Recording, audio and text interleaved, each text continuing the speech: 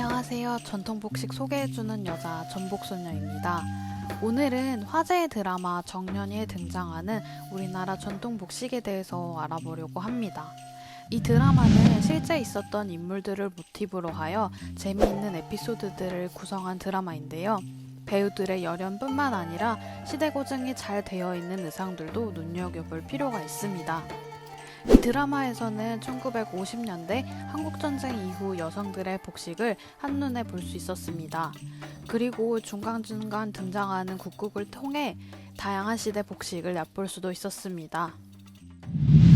먼저 이야기는 1931년 경선에서 정년이의 어머니 공성과 매랑곡곡단의 단장 소복의 만남으로 시작하는데 추운 겨울이 배경입니다.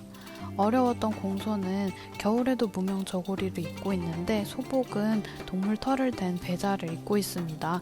배자는 조끼 형태의 의복으로 저고리 위에 덧입던 옷이었습니다. 이제 본격적으로 이야기가 시작되는 곳은 1956년 목포입니다. 여인들은 바지락을 캐고 있는데요. 이때 정년이를 비롯한 많은 여인들이 입고 있는 옷은 몸빼입니다. 몸빼는 일본 여성들의 헐렁한 바지인 몸빼에서 유래한 것인데 일제강점기의 우리나라 여성들은 강제적으로 이 몸빼를 입을 것을 강요받았습니다. 그 이후에도 우리나라에 남아 국민 작업복이 되었죠. 이 대목은 시장에서 생선을 팔던 정년이와 옥경이 만나게 되는 운명적인 순간인데요. 정년이를 비롯한 목포 사람들은 아직 한복을 주로 입고 있는데 서울에서 온 옥경과 헤라는 눈에 띄는 양장을 한 모습입니다. 1950년대는 한복이 아직 주류를 이루고 있지만 점점 양장을 하는 여자들이 많아지는 시기였습니다. 여성들은 전통적인 한복을 해방 후에도 계속해서 입었는데 새로운 서구의 원단이 들어오면서 실용적이고 편한 원단들로 한복 저고리와 치마를 만들어 입었습니다.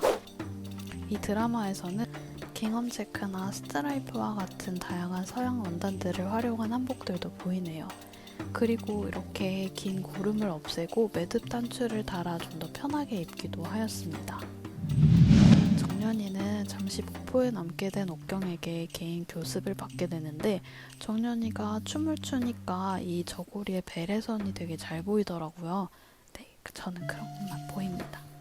붕어베레는 되게 전통적으로 보이는데 20세기 들어와서 생겨난 비교적 새로운 모양이었습니다.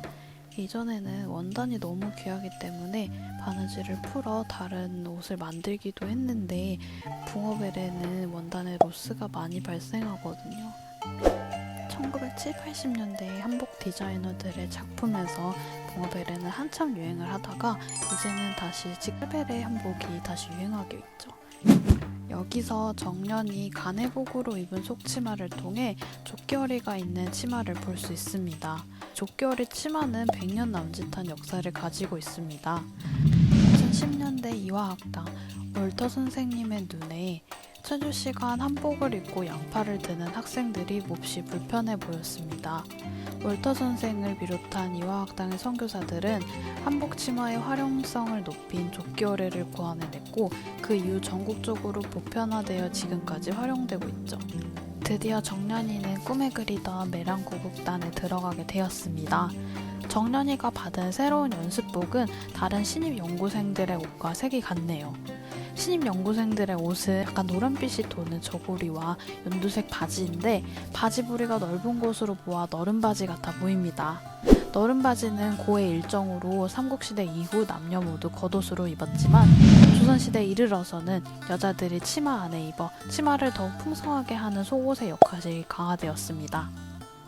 겨울이 되었을 때는 니트류의 상의와 누비 바지를 입었습니다.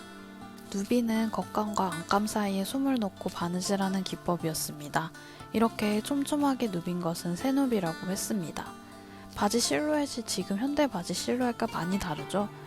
옛날 전통적인 바지는 이렇게 내폭으로 이루어져 있어 사폭 바지라고 했는데 폭이 넓기 때문에 허리를 이렇게 묶어 입었을 때 뒷부분이 봉긋하게 뜨게 되었습니다.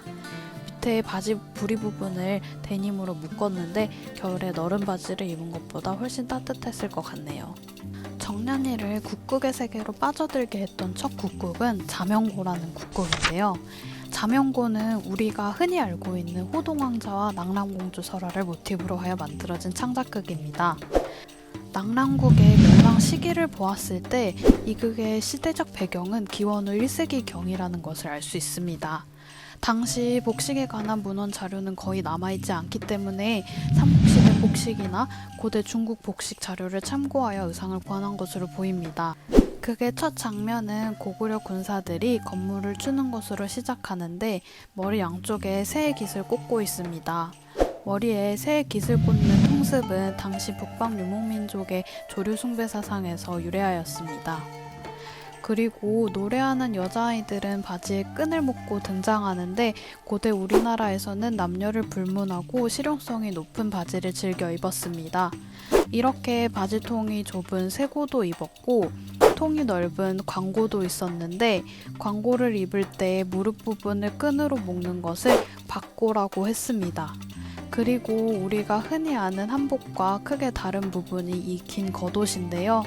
이 옷은 형태가 저고리와 비슷하지만 길이가 길기 때문에 장유라고 했습니다. 이러한 장유 위에 포백대라 하여 배 쪽에 넓은 끈으로 여몄습니다. 육하 자명고에서는 먼저 낙랑의 공주 목련이 북을 치는 장면으로 시작하는데 이와 자명고의 의상과는 차이가 있습니다. 육하에서는 허리선이 가슴 위까지 올라오는 치마를 입고 포를 걸치고 있습니다. 이러한 차림새는 통일신라 시대 여자 복식의 스타일과 비슷합니다. 그리고 구슬하기 옆에 있는 시녀들이 입은 치마가 눈에 띄는데요. 실제로 수산리 고군벽화 여인상을 보면 선명한 색동치마의 모습을 확인할 수 있습니다. 고구려의 왕자 호동은 뾰족한 고깔 형태의 모자를 턱 밑에 끈으로 고정시켜서 쓰고 있는데 이러한 변형물 위에 새의 깃을 꽂으면 조우간이라고 했습니다. 그리고 호동이 신고 있는 이 부츠 형태의 신발을 화라고 하는데 이 또한 북방 유목민들이 추위를 견디고 말을 탈 때 편리하기 위해서 신던 것이었습니다. 군졸로 등장하는 정년이는 당시 군복을 입고 있습니다. 삼실총의 벽화를 보면 당시 무인들이 입었던 갑옷의 형태를 볼 수 있는데 비늘 모양의 철판이 빼곡히 달린 찰갑의 형태인 것을 확인할 수 있습니다. 여기선 비중은 작지만 삼국시대의 왕이나 왕비가 쓰던 금관인 대륜식 입식관의 모습도 보이네요. 여러분, 오늘 영상도 유익하셨나요? 은근히 1950년대를 배경으로 하는 드라마도 많이 없고 고대 한국 복식이 등장하는 콘텐츠도 최근에는 많이 없었는데 간만에 고증에 신경을 많이 쓴 드라마를 보니까 반가운 전통 복식들이 많이 보여서 흥미롭게 영상을 제작했습니다. 다음에 또 재미있는 영상으로 돌아오겠습니다. 그럼 다음 영상에서 봐요. 안녕!